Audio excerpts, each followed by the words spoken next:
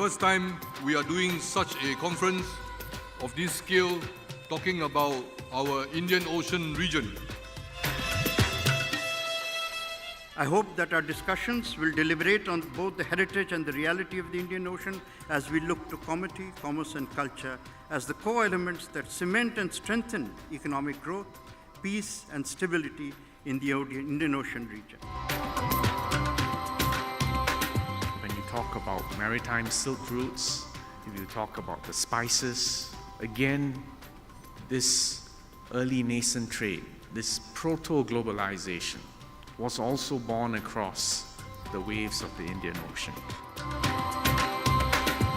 We are bound together and we are brought together today by centuries of succeeding waves of trade and commerce, emerging strands of religion and culture. That this conference is a collaborative effort of 4 of the littoral states in the region reflects the priority that we give to cooperative efforts for fostering security and prosperity in the Indian Ocean region. None of us can grow in isolation, and building synergies has always been a win-win situation for all partners. Your development priorities will guide our engagement, not our perception of your needs. We must commit ourselves to an order based on the rights of all states to the freedom of navigation. Our own futures and the futures of our extra-regional partners are therefore heavily invested in how strategic security is managed in the region.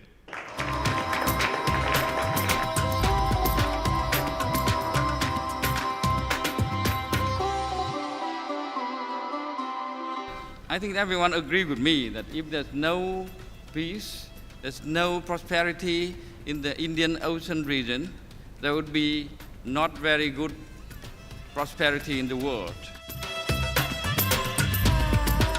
A resurgence of the Indian Ocean must necessarily be predicated on its economic revival.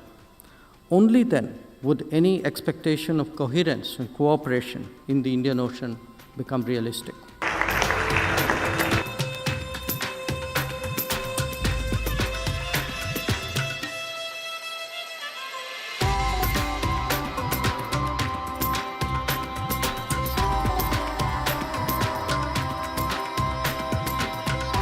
Ensuring the maritime security and stability based on the rule of law, as well as further cooperation among us, is essential. Our hope is that for the energy of the Indian Ocean to resonate positively amongst member states and dialogue partners.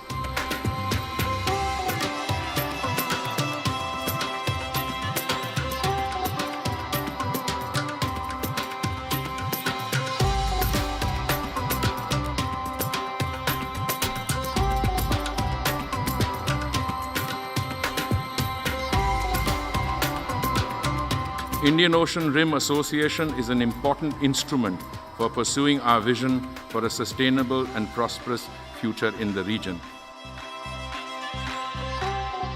A positive maritime security environment, on the other hand, would be one where any rise in maritime threat is quickly identified and addressed.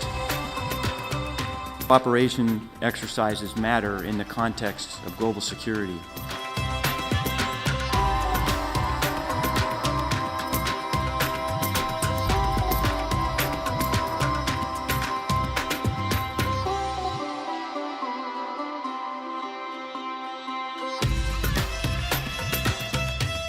And greater connectivity fundamentally is going to require greater infrastructure, and infrastructure is going to require investment.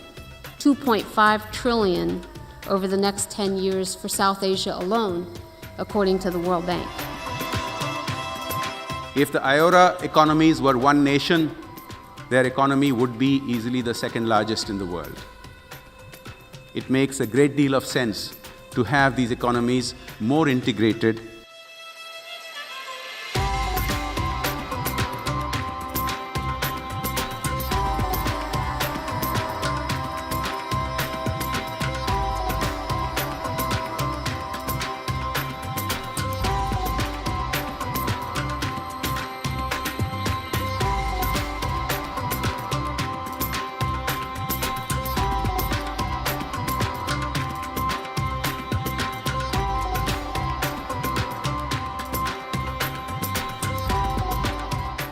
not only preserving the past, Thailand has also moved forward by recapturing the ancient Indian cultural heritage and transforming it into cultural capital.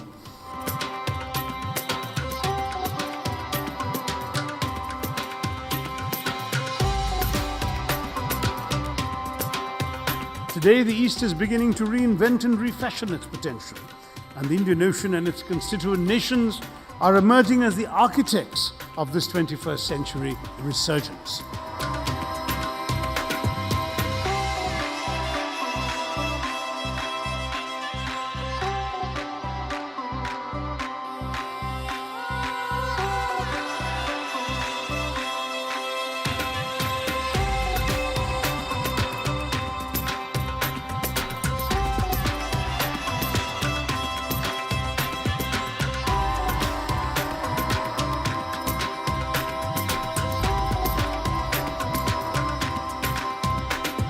This conference was timely. It was certainly well attended with 21 participants from Asia and Europe and island states of the Indian Ocean, and ASEAN has been particularly well represented. Doesn't matter what the size of the country, but every country has a very prominent role to play. If we can all play that prominent role, much needed cohesiveness in our own societies, then I think we can set a big example for the world to follow.